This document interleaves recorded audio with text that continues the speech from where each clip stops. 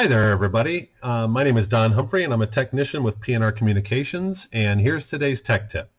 Today we're going to be talking about portable radio antennas.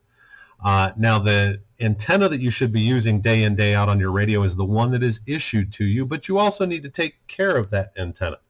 Now, this guy, for instance, he's my rescue antenna.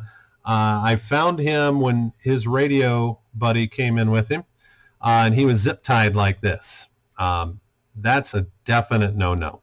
I did some measurements earlier. I tested this radio with the antenna in this place, and it was only about a fourth effective is what it is when it's fully extended, the way it was meant to be.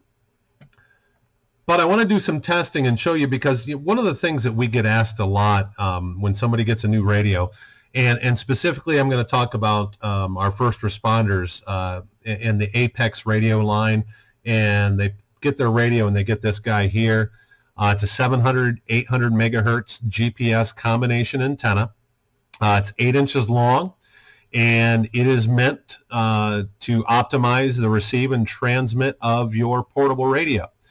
But one of the things that always comes up is, as I hear it all the time, is, Don, this thing pokes me in the ribs. It gets stuck on my seat belt. It gets tangled in everything. You got to do something about this antenna. I can't stand it. Get this antenna away from me. And I tell them that, I can get you a different antenna, but there's some trade-offs. All right, so I have this guy here. This guy here is also a Motorola antenna. It's a 700, 800 megahertz GPS antenna. Can also be used on the Apex line of portable radios. 4 inches long, so exactly half as long as the other one. But performance is everything. And I'm sure that when you key up that radio, you want to make sure that the person at the other end, whether it be the dispatcher, your partner, your fellow officers, your fellow firefighters, you want to make sure that somebody is hearing you and that you can hear them back. So we're going to do some testing and compare the full-size antenna with the stubby antenna so that you can make a choice that's right for you and your agency. So I'm going to change up here, and we're going to take a look at my service monitor. Now, my service monitor is set up to monitor the control channel of one of our local P25 first responder public safety radio systems. And we're going to compare between our full-size OEM antenna and the stubby antenna. So first we're going to hook up our full-size antenna, and we can see that we're receiving signal now. And what we're going to focus on this screen is this right here, this signal power. And you can see that that signal power right now is negative 71, negative 72, right in that range. And it's expressed in dBm. Now, a dBm is a decibel relative to 1 milliwatt. So there's a lot of math and logarithms and all kinds of crazy stuff that, I don't know about you, but I'm here on a Sunday in the shop recording this, so it's nice and quiet.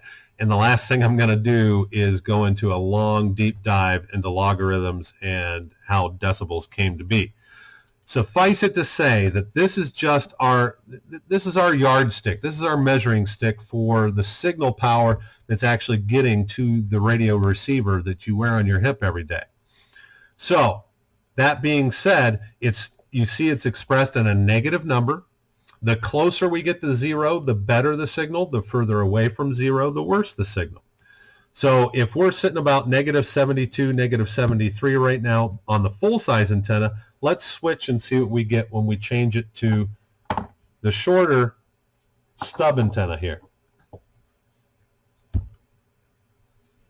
All right, so we went from negative 72, negative 73 to now negative 76, negative 77.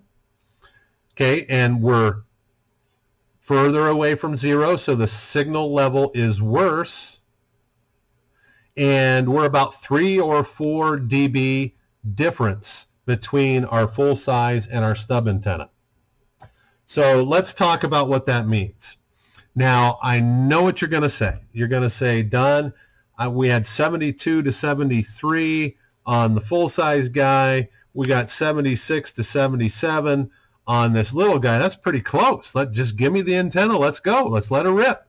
Well, the problem is that DBM being, you know, a lot of logarithms and things like that, it doesn't work like normal linear numbers where 72 to 77 is not that big of a deal.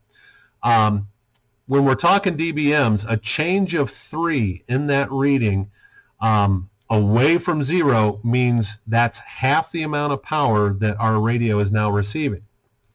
Now, if we would have improved that signal by 3, then that means that's double the amount of power that our radio is receiving, and we would have got better. But we got worse with this guy, okay? Now, the thing to keep in mind is these are both great antennas. A lot of engineering, a lot of time, effort, blood, sweat, and tears went into both of these antennas. But radio systems are designed to perform in a certain way, and they're designed and tested with a certain end user's antenna in mind. So if this full-size guy was the one that was handed to you with your new radio, this is the guy that you should be using. If you were handed this one, then somebody somewhere has determined that and done some testing to know that this guy's going to give you plenty of coverage wherever you're at. Now, where we see, you know, the little stubby working out okay is if you're in an urban environment where there's tons of transmitter towers everywhere, you've got great signal every place that you go, you might be able to get away with the little guy here, all right? But on a wider system or you're more out in the country, and maybe there's only 2 or 3 towers in your whole county versus a city that has maybe 10 or 15 in a county, then sticking with the original OEM full-size antenna is probably going to be the right choice. But the choice should be somebody at your agency in consultation with Motorola, somebody at PNR Communications, to make sure that by choosing this smaller guy, you're not going to miss that call of your partner calling for backup. Or if you're a firefighter, you're not going to miss that mayday on the radio just because this one was too inconvenient versus this one, all right? So antennas are important. Treat them with kindness. Don't bend them over and zip tie them in place, and use the one that was handed to you when you got that brand shiny new radio, all right? That was today's Tech Tip. I'm Don Humphrey, and this is PNR Communications.